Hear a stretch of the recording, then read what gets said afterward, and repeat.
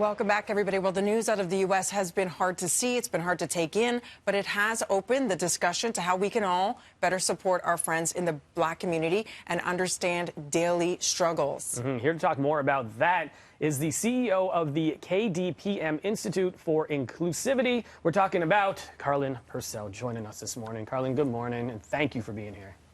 Good morning. Morning, Devo. Morning, Dina. Thank you for being here, Karlyn. So where do we begin? We just heard a lot of powerful people phone in.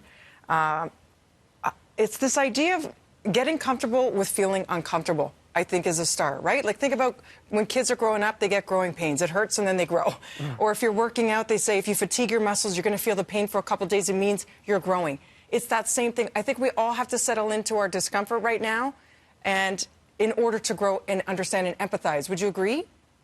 Absolutely. And I think the reason why so many people are so uncomfortable, Dina, is because we have avoided addressing the elephant in the room for so long. For so long, Canada has a history of not being comfortable of talking about racism or anti-Black racism, or even acknowledging the part that a lot of white people have been complicit in the racist acts and behavior that has been inflicted on Black people for so many years. So the first step is actually digging deeper into that discomfort and sit with it and ask yourself, what is it teaching me about my own complicity, and how can I now begin the journey to understand how I can unlearn that behavior so that we can really start creating a world, a community, a space where not only Black people, but all humans can actually thrive. And all humans, you know, I spoke to a lot of my white friends over the last few days because they're asking, what do I do, man? Like, you know me, you know the root of me, you know how I am.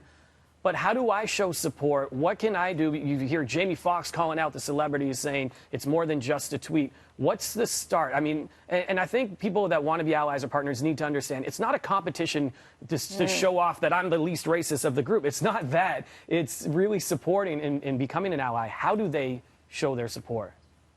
I think it's first starting to acknowledge that Black people, our lives matter, and that we are human beings. You know, the mere fact that, you know, the premier yesterday saying that he doesn't believe that Canada has a problem is actually part of the problem, because there's still a deniability that there is a problem in Canada. And I know that we look to our, you know, brothers and sisters in the U.S. as we should. They're our neighbor, they're our cousins. But we also need to begin at home.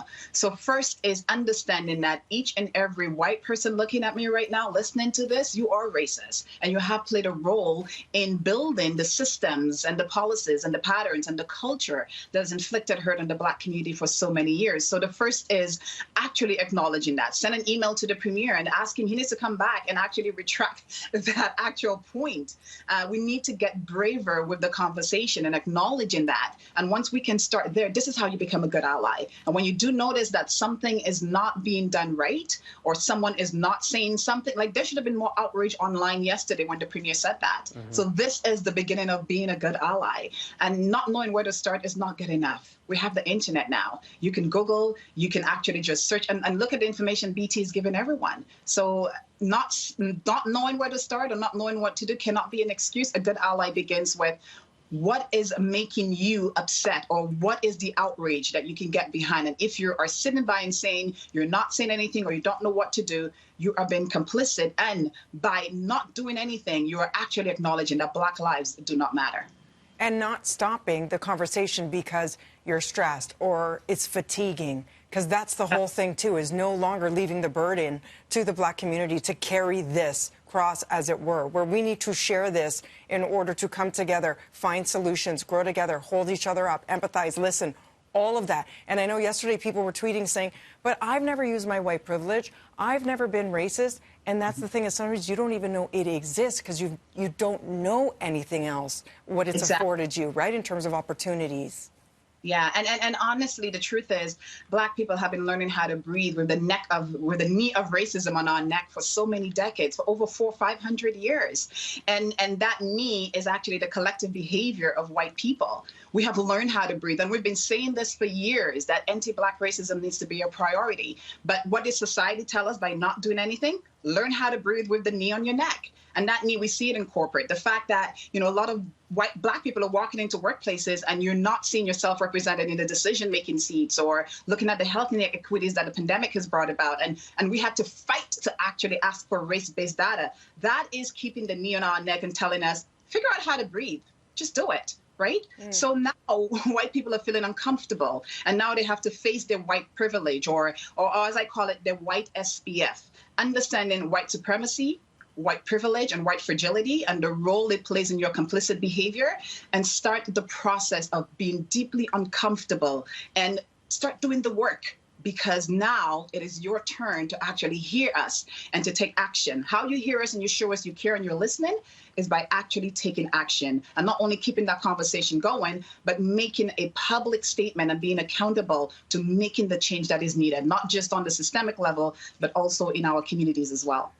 You mentioned, about people going to work and things like that. So this is a time where there's Zoom calls. There are some businesses that are open. If you're an employer or an employee, what are some of the ways you can kind of navigate what's going on now in this conversation? The first thing is to, again, bridge the empathy gap for Black employees and Black people. Reach out. It's not about being perfect or saying the right thing. Do the human thing. Use empathy to reach out. And also, one of the things that, I've been sharing with a lot of my clients is to also make it a mandatory no Zoom calls. I've had people say, my CEO now wants a one-on-one, conversation. If that is the only Black person in your organization, just think about the burden and the emotional tax that they're going through right now. And now you carry the burden of educating you or even explaining to you how they feel. So I would say start there, and also not only with the statement, but make a public year-long, 12-month, 24-month declaration about what you will do to ensure that there is inclusion or representation, or to really show that Black Lives Matter in all areas of the organization. Thank you, Karlyn.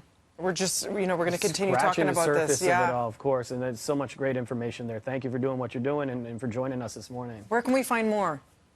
Yes. See you soon. Is Karlyn Percil. You'll see it on your screen. Thank you so much. See you soon. We'll be back with more BT Canada right after this.